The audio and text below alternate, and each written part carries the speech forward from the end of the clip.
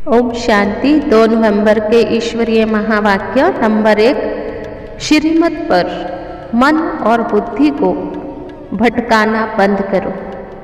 एक बाबा से संबंध जोड़ बुद्धि योग लगाओ तो सब बंधन समाप्त हो जाएंगे। नंबर 2 संबंध है, एक ईश्वरीय संबंध, दूसरा है आसुरी संबंध जिसको हम बंधन कहते हैं, जिसमें बुराइयां, विकार, ये सब चीज़ें शामिल होती हैं। तो अब उन बंधनों से बुद्धि तोड़ो, ईश्वरीय संबंध से बुद्धि जोड़ो। नंबर 3, मानव मन की हमेशा यह कंप्लेन रही है, मेरा मन भटकता है, परमात्मा में मन नहीं लगता है। अब परमात्मा कहते हैं बच्चे ये कहना छोड़ो, मेरा मन भटकता है। अब तुमको परमात्मा की यथार्थ पहचान मिली है तो मन बुद्धि को शिव बाबा में लगाओ। नंबर 4, मीठे मीठे बेहद के बाबा हमें बहुत सुख देने आए हैं, तो जो सुख देने वाला सुखदाता है उसके साथ हमें पक्का पक्का योग रखना है। नंबर 5, 2 अक्षर होते हैं, एक होता है मन मना भव, दूसरा होता है मध्यजी भव। इन दोनों का मतलब क्या है? मन मना भव मतलब मन ही मन परमात्मा को याद करो। मध्यजी भव का मतलब होता है जो परमात्मा द्वारा हमें स्वर्ग की बादशाही प्राप्त होती है उसको याद करो। नंबर 6, यह संगम युग है। संगम का मतलब मिलन होता है।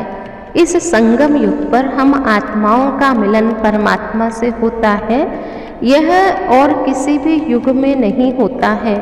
तो परमात्मा से संबंध रखना अर्थात सुखी होना, लेकिन परमात्मा के साथ संबंध रखते रखते बुद्धि बंधनों की तरफ भी खींचती है, लेकिन पुरुषार्थ करते रहो।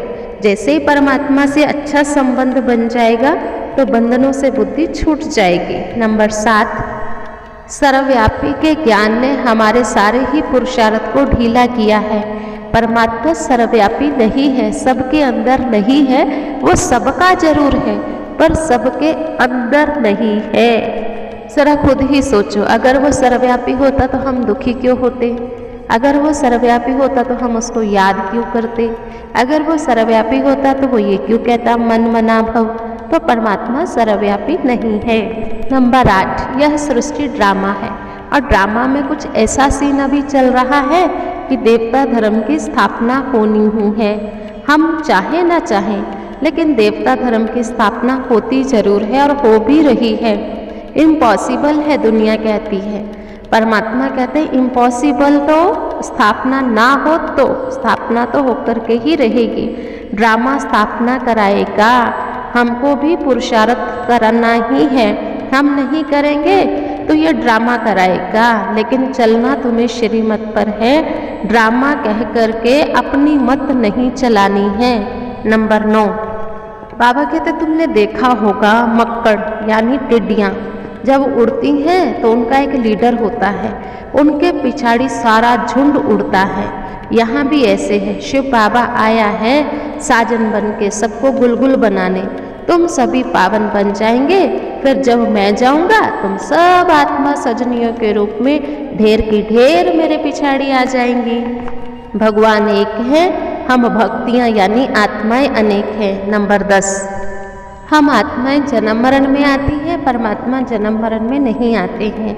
वह हमें हर बात अच्छी तरह से समझाते हैं, लेकिन केवल हमें धीरज धरना है, श्रीमत पर चलना है, तो आखिर हमारे सब दुख दूर हो जाएंगे। आज का वरदान है, किसी भी बात को फुल स्टॉप की बिंदी लगाकर समाप्त करने वाले सहज योगी भव। सभी पॉइंट्स का सार पॉइंट बनना है। पॉइंट रूप में स्थित रहो तो क्वेश्चन मार्क की क्यों समाप्त हो जाएगी। जब किसी भी बात में क्वेश्चन आए तो बिंदी लगा दो। फुल स्टॉप लगाने का सहज स्लोगन, जो हुआ, जो हो रहा, जो होगा वह अच्छा होगा, क्योंकि संगम युग है ही अच्छे से अच्छा। अच्छा कहने से अच्छा ही हो जाता है। इससे सहज योगी जीवन का अनुभव करते रहेंगे।